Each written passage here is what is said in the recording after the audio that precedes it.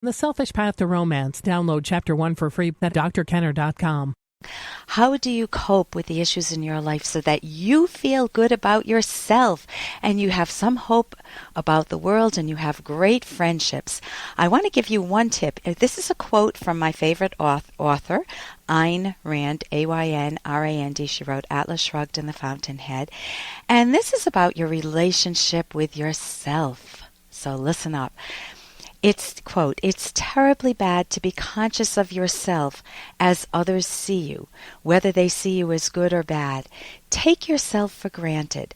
The consciousness that feels alone, without the weight of other eyes watching, is the only healthy consciousness," unquote. So your mind, we can go through life feeling, oh, I wonder if I'm good enough. What will Judy say about me? What will Sam say about me? What will Uncle Harry say? Or what will my parents say? And you feel like you're only good if they say good things. You're only bad if they say bad things. And many of us go through life just worried about what other people are thinking about us all the time. Good policy or not a good policy. So does that mean that you stamp on yourself a good housekeeping stamp of approval and say, I'm good all the time no matter what I do? No, that's not a good policy either. You want to know yourself, know what you value in yourself, what is accurate. You watch how you observe, you watch how you make choices. And that's what self-esteem is based on. It's your own self-evaluation of yourself. And if you make good choices, please give yourself a hug, credit yourself. If you make bad choices, don't beat up on yourself unless you've really crossed the line, but figure out how to make better choices. Say, I've ignored the fact that we're in debt and I need to focus on this now, and I am going to start focusing on it instead of saying, oh, I know we're in debt now, oh, what's the use, why bother, who cares, and you throw up your hands and you go spend more money that you don't have. Bad policy. The worst thing about that is you're eroding whatever self-esteem you could build in that moment. So it's not that we don't have stresses, but how we deal with our stresses really matters. And how we embrace the positive things in our life really matters too. Do you just brush them aside, or do you pursue the friends that you love, a romantic relationship that you want to enhance, good relations with your kids or family members, keeping those that are not good from you away from you? Are you capable of doing that? That's what this show is all about. It's the rational basis of happiness. Hey, I got to interrupt this because we've got to pay some bills. 30 seconds, that's it. A very quick ad, and then Ellen will be back. Romance. I wish I knew more about what girls want from a relationship. Boy, I wish I knew more about what I want. Where's that ad I saw? Here it is. The Selfish Path to Romance, a serious romance guidebook. Download Chapter 1 for free at selfishromance.com and buy it at amazon.com. The Selfish Path to Romance. That is interesting. Here is an email from a listener who is pretty much disillusioned with the country. The country. Hello, Dr. Kenner.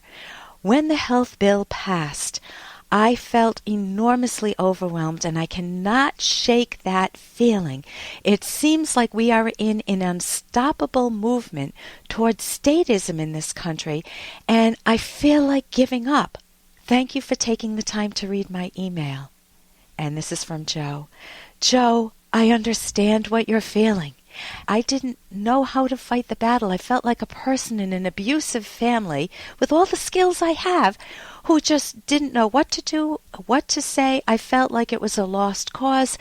And it's understandable to feel that way initially because your mind does need to integrate how serious this threat is to our country. Number one, it is not a health care bill, and I never want to call it that. It's a total takeover of our country. It's the beginning of that. So you're right, it's going towards statism. It's a health care destruction. The poorest person in this country should be terrified at this bill because although they may get some freebies initially, when the creative, productive people crash, hopefully that will never happen, they're going to be very bad off. They're going to be much worse off than they are in a benevolent country that offers free trade and offers them a chance to not be poor, to rise. So that is very damaging. The battle is actually in your own soul. And one of the trillion reasons I love the author Ayn Rand. And if you haven't read Atlas Shrugged, read it, and it will help you figure out what's going on with the country and how to turn it around. But one of the reasons I love her is she said, never let them win a permanent victory.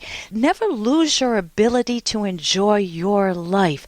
So yes, you can grieve the losses as if you had lost a son or a daughter, but you need to know how to rebuild your world and connect with people who share rational values, your values, and have those rational ideas. If you don't have them, you can.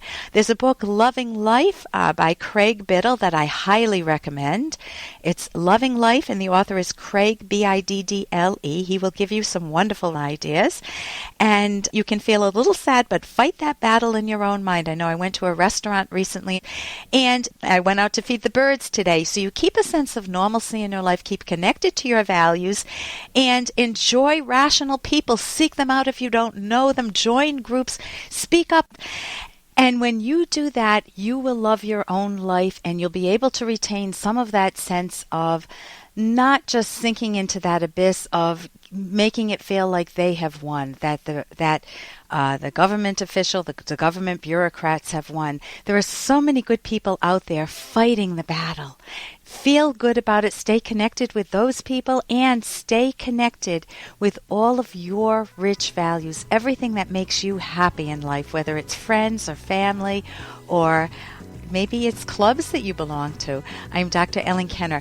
For more Dr. Kenner podcast, go to drkenner.com and please listen to this ad. Here's an excerpt from The Selfish Path to Romance, the Serious Romance Guidebook by clinical psychologist Dr. Ellen Kenner and co-author Dr. Edwin Locke, who's world famous for his theories in goal setting. Fitness, which is obviously good for your health, affects appearance. Being fit makes you look and feel better, whether you do it by means of sports, going to the gym, dieting, or some other activity.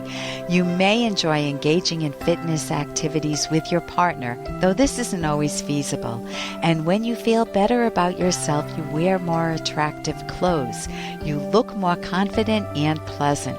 Your partner may find you increasingly sexy, and you may feel less self-conscious when it comes to romantic intimacy.